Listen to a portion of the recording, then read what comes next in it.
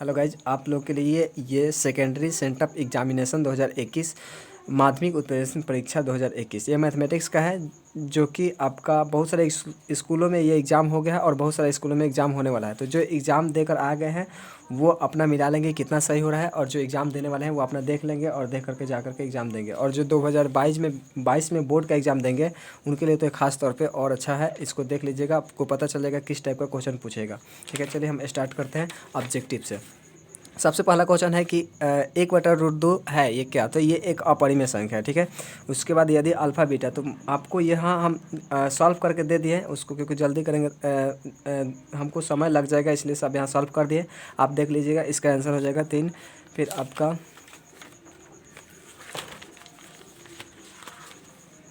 इसका आंसर हो जाएगा ये वाला सी, आपका 4 नंबर का ऑप्शन हो जाएगा। आपका बना करके हम यहाँ लिख दिए कैसे बनाना है, आपका ए नंबर ऑप्शन हो जाएगा। इसका आपका यहाँ बनाया हुआ है ऑप्शन नंबर, इसका ऑप्शन बी हो जाएगा। फिर 6 नंबर का क्वेश्चन आपका सी हो जाएगा, क्योंकि पूछा है कि बहुपद नहीं है, तो बहुपद आपका नीचे एक्स नहीं होना चाहिए। अगर नीचे एक्स है तो वह बहुपद नहीं होता है। ठीक है, तो आपका सी ऑप्शन हो जाएगा। समीकरण इसका हल अनंत होगा, क्योंकि हम यहाँ बना दिए हैं ये सब आपस में अनुपात बराबर है, और जो सब बराबर होता है इसका मतलब अनंत हल होता है इसका। ठीक है, 8 नंबर का क्वेश्चन हो जाएगा, आपका बहुपद निकालना है। तो ये आपका बहुपद निकालने का फॉर्मूला था x² minus alpha plus beta into x plus alpha into beta, और वो अल्फ़ा प्लस बीटा का मान दिया था 4 और अल्फ़ा इंटू बीटा का मान दिया था 1, मान भर दीजिएगा तो ये आ जाएगा ऑप्शन नंबर आपका बी। 9 नंबर का आपका ऑप्शन हो जाएगा बी, आपको बनाया हुआ है, आप देख लीजिएगा। 10 नंबर का ऑप्शन हो जाएगा आपका डी। यहाँ हम इसको निम्नलिखित में से कौन द्विघात समीकरण नहीं है, तो द्विघात समीकरण जो रूट में है एक्स तो ये नहीं होगा, बट्टा में है एक्स तो नहीं होगा, ये भी बट्टा में है तो नहीं होगा, तो 4 में से 3 को नहीं होगा, तो होगा कौन, 4 नंबर। आपका ऑप्शन डी, बनाने की आवश्यकता नहीं है। आप ऑब्जेक्टिव क्वेश्चन को आप छांट करके भी बना सकते हैं। 11 नंबर, यदि समीकरण इतना के मूल दूसरे के व्युत्क्रम का मतलब होता है उल्टा। अगर मान लेते हैं पहला शून्य अल्फा दूसरा बीटा है, तो ये अल्फा है तो इसका व्युत्क्रम उल्टा हो जाएगा, 1/बीटा हो जाएगा, और इसको बीटा भाग में इधर आएगा गुना में, अल्फा इंटू बीटा बराबर 1, और अल्फा इंटू बीटा मतलब शून्यकों का गुणनफल, और ये होता है सी/ए बराबर 1 नीचे 1 मान लेंगे और क्रॉस गुना कर लेंगे। सी में 1 से गुना करेंगे तो सी, ए में 1 से गुना करेंगे तो ए, सी बराबर ए, ऑप्शन नंबर आपका सी हो जाएगा। फिर आपका 12 नंबर क्वेश्चन का है, इतना का मूलों का योग मतलब alpha plus beta minus b/a, और माइनस b/a आप धर के आप निकालिएगा तो 6 हो जाएगा, ऑप्शन नंबर सी। 13, x बराबर 6 का आलेख होता है, तो x बराबर 6, जैसे मान लीजिए यह x होता है, x डैश होता है, y डैश, तो आप मान लीजिए यहाँ 6 होगा, तो इस आप x y का मान कुछ भी रख लीजिए, x आपका 6 भी आएगा, तो ये मतलब ये y अक्ष होता है और ये x अक्ष है, तो y अक्ष के समानांतर ये ग्राफ आता है, मतलब y अक्ष के समानांतर हो जाएगा। 14 का आपका हो जाएगा x अक्ष का निर्देशांक, तो x अक्ष का निर्देशांक x का मान होता है, y 0 होता है, तो x का मान है और y 0, मतलब आपका ऑप्शन नंबर ए हो जाएगा। फिर 15 नंबर का बात करें तो 15 नंबर का आप एपी का प्रथम पद, ये तो फार्मूला ही है आपका, ए एन का फार्मूला होता है a + n - 1 इंटू डी, और फिर आपका 16 समांतर श्रेणी का तीसरा पद, तो हम सॉल्व करके दे दिया है आपको -77, ऑप्शन नंबर बी आ जाएगा। ठीक है, 17 का ये भी आपसे पूछा है एन का मान, तो एन का मान हम निकाल दिए हैं, ये आपका 34 हो जाएगा। 18 नंबर, ये समांतर श्रेणी का एनवा पद आप एनवा पद एन का मान नहीं दिया है, तो हम इसी फॉर्मेट में निकाल देंगे, 1 + 2n बोलिए या 2n + 1 बोलिए, बात एक ही है, प्लस में इधर उधर लिख सकते हैं। फिर 19 का इसके मूल बिंदु से दूरी, तो मूल बिंदु से दूरी का फार्मूला होता है, ये लिख दिया x² + y², और इसका मान निकालिएगा तो आ जाएगा 5, जो कि आपका ऑप्शन नंबर बी हो जाएगा। 20 नंबर sin² 65, तो इसमें से एक को चेंज कर दीजिएगा, तो sin² थीटा + cos² थीटा बराबर 1 होता है, तो आपका ऑप्शन नंबर ए हो जाएगा 20 का। 21 नंबर क्वेश्चन का आपका हम सॉल्व कर दिए हैं, तो -1 और 2, क्योंकि मध्य बिंदु का निर्देशांक x1 + x2/2, y1 + y2/2 होता है, तो आपका ऑप्शन नंबर बी हो जाएगा। फिर 22 का हो जाएगा इसका भुज, तो पहला वाला भुज होता है, दूसरा वाला कोटि, तो आपका -3 भुज हो जाएगा। ठीक है, द्वितीय चतुर्थांश में बिंदु, तो द्वितीय चतुर्थांश में आपको बोल दिए हैं, प्रथम में दोनों प्लस, दूसरा में होता है पहला वाला माइनस दूसरा वाला प्लस, तो पहला वाला माइनस दूसरा वाला प्लस, आपका ऑप्शन नंबर बी हो जाएगा।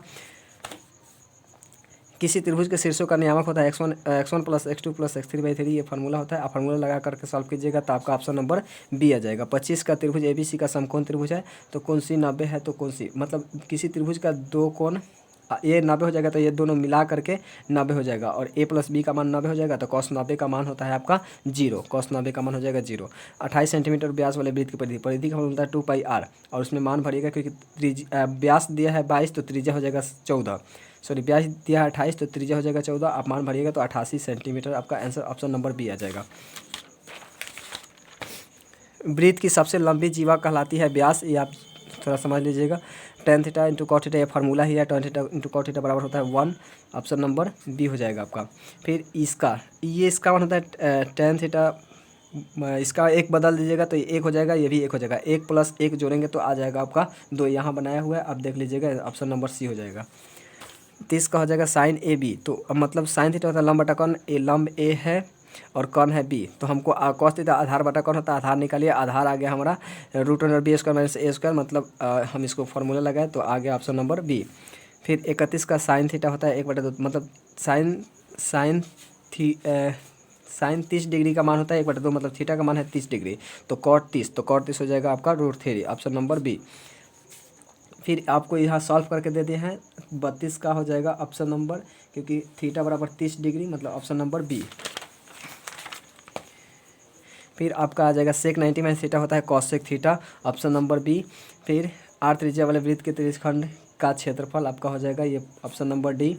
दो वृत्तों के क्षेत्रफलों का अनुपात, तो इसका वर्गमूल कर देंगे, हमारा निकल जाएगा, तो 9/3/2, ऑप्शन नंबर ए।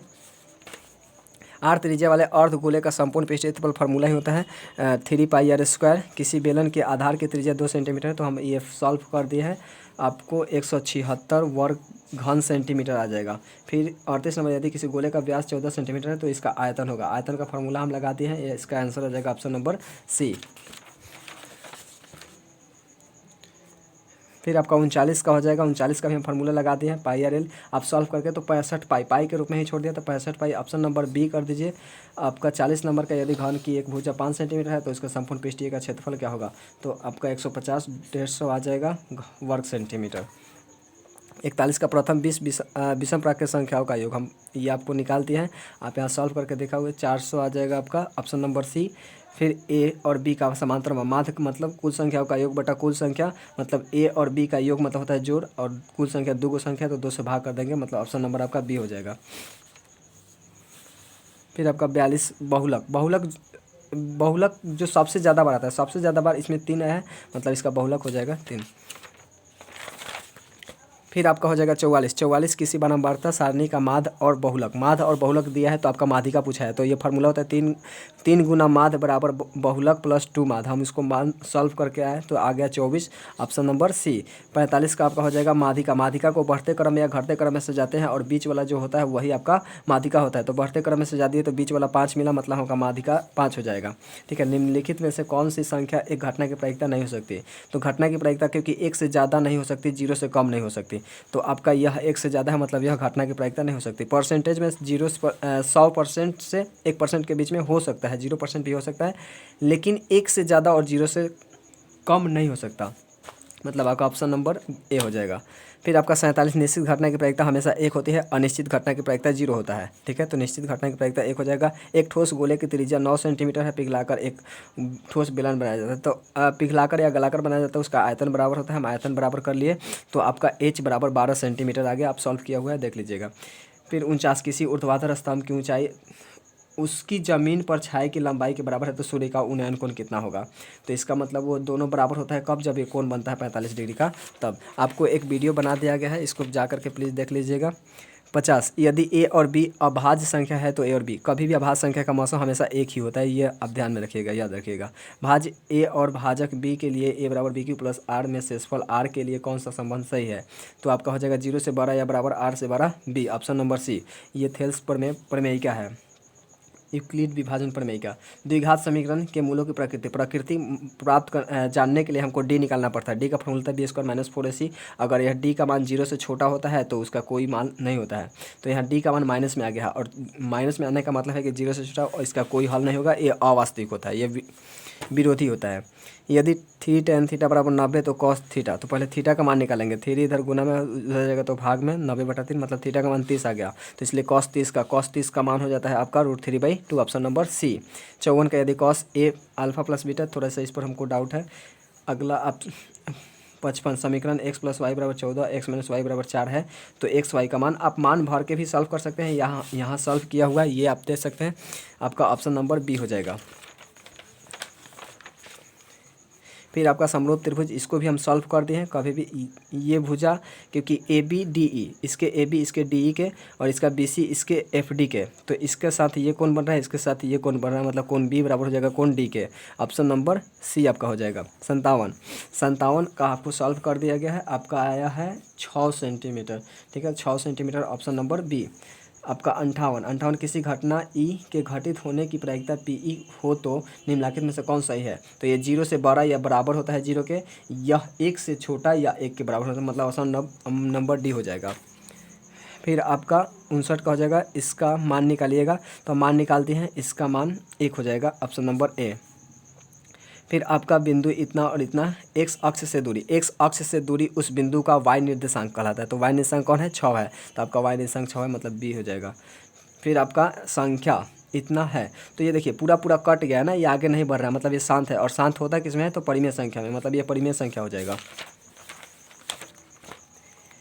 निम्नलिखित में कौन सा भिन्न का दशमलव प्रसार शांत होगा। तो शांत, तो आप ये इसका भी शांत नहीं होगा, क्योंकि इसका 2 और 5 के अलावा और 3 भी आ सकता है। इसका भी 3 आ जाएगा, इसका भी आपका 11 आ जाएगा। तो आपका इसका 2 और 5 ही आएगा, आप देख सकते हैं। और जिसका क्यू का भाज्य गुणनखंड 2 और 5 के रूप में आता है वो शांत होता है। तो आपका यही हो जाएगा ऑप्शन नंबर डी। फिर संख्या 144 और 372 का मौसम हम निकाल दिए हैं। यहाँ 12 आ गया है, तो आप ऑप्शन नंबर सी लगा लीजिएगा।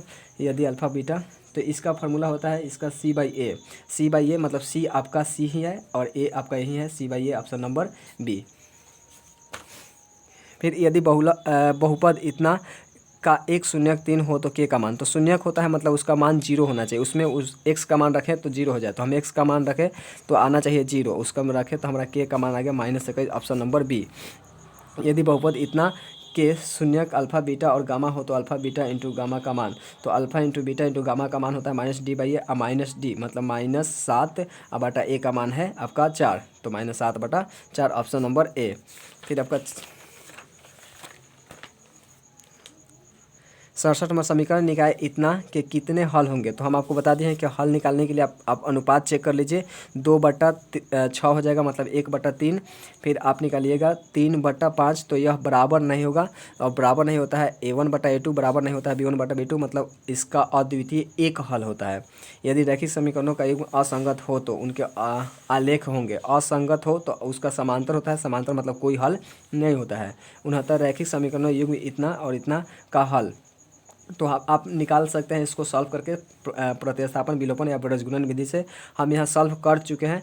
आप यहाँ मान भी रख सकते हैं, जैसे 4, x का मान 4 रखिएगा और y का मान 2 रखिएगा, तो 4 और 2 दूना के 4, 4 में से 4 कटेगा 0। फिर इसको इसमें भी चेक कर लेंगे, 4 तिहाई 12 और प्लस 4 2 से 4 दूना के 8, 12 8 20, आपका मतलब ये ऑप्शन नंबर ए सही हो जाएगा।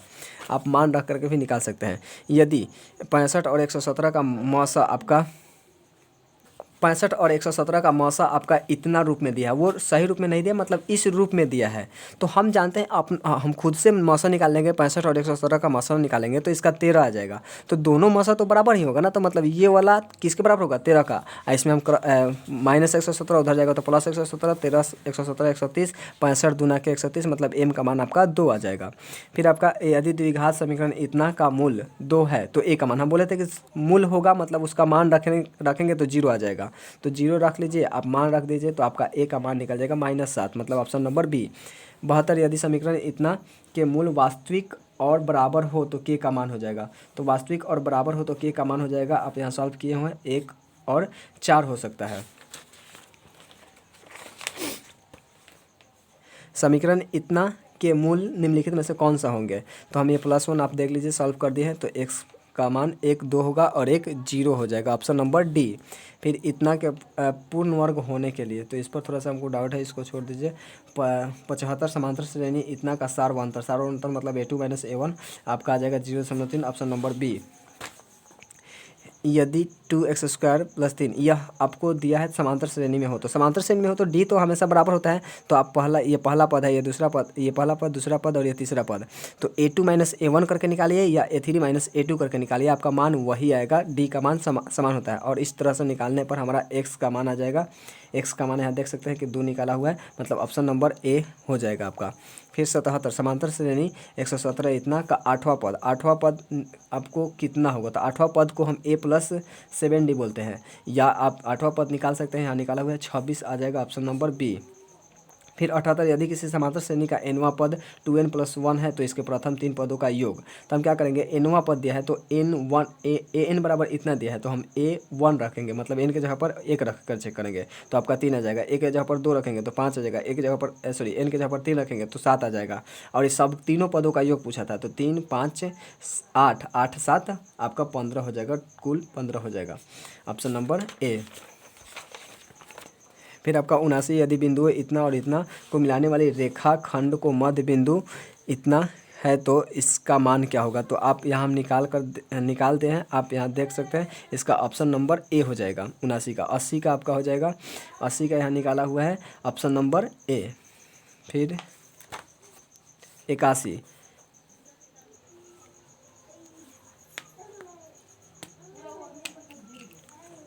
आपका वीडियो थोड़ा लंबा हो जाएगा इसलिए हम सब नहीं बता रहे हैं। फिर 82 का आपका यहाँ सॉल्व किया हुआ है, देख सकते हैं आपका ऑप्शन नंबर ए हो जाएगा। ठीक है, 83 का ये हम इस पहले बता दिया है, इसका वर्गमूल कर दीजिए, आपका ऑप्शन निकल जाएगा। फिर आपका 84 नंबर का ये हमेशा इस टाइप का क्वेश्चन पूछे ना कभी भी तो वो 90 ही आप लगाइएगा, 90 पर ही ज़्यादा पूछा जाता है। ठीक है, किसी बाह्य बिंदु से वृत्त के एक बिंदु पर कितने स्पर्श रेखा, अगर एक बिंदु नहीं बोलता केवल बाह्य बिंदु से वृत्त पर कितने स्पर्श रेखा खींच सकते हैं तो 2, लेकिन एक बिंदु पर बोला है मतलब एक ही खींच सकते हैं यदि बिंदु। फिर आपका इसको हम सॉल्व करके दे दिए हैं, यहाँ देखिए 8 सेंटीमीटर ऑप्शन नंबर ए आ गया। ठीक है, फिर आपका 87 का भी हम यहाँ सॉल्व कर दिए हैं, तो 60 मतलब ऑप्शन आपका कितना है 50 डिग्री, मतलब ऑप्शन नंबर ए ही है। 88 का ये तो फार्मूला ही निम्नलिखित में से किसका मान 1/2 होता है, तो cos 45 का मान होता है। इसका 65 नहीं होगा, 50 होगा। ठीक है, उसके बाद आपका 88 का ऑप्शन नंबर बी हो जाएगा, क्योंकि cos 45 का मान होता है 1/2।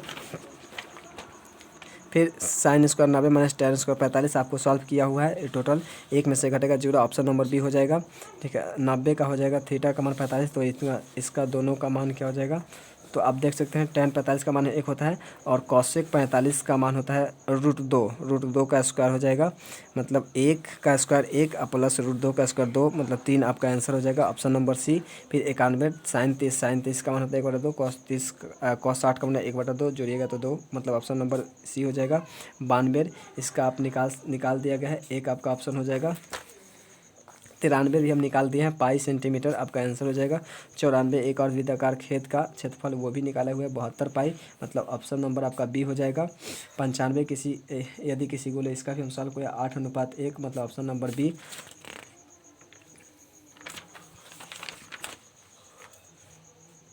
फिर आपका इसका 96 का हो जाएगा, एक शंकु का संपूर्ण सतह का क्षेत्रफल तो 18 वर्ग मीटर। इसको आप निकाल लीजिएगा क्योंकि समय ज़्यादा वीडियो ज़्यादा लंबा हो जाएगा, तो आपका ये निकला है ऑप्शन नंबर डी।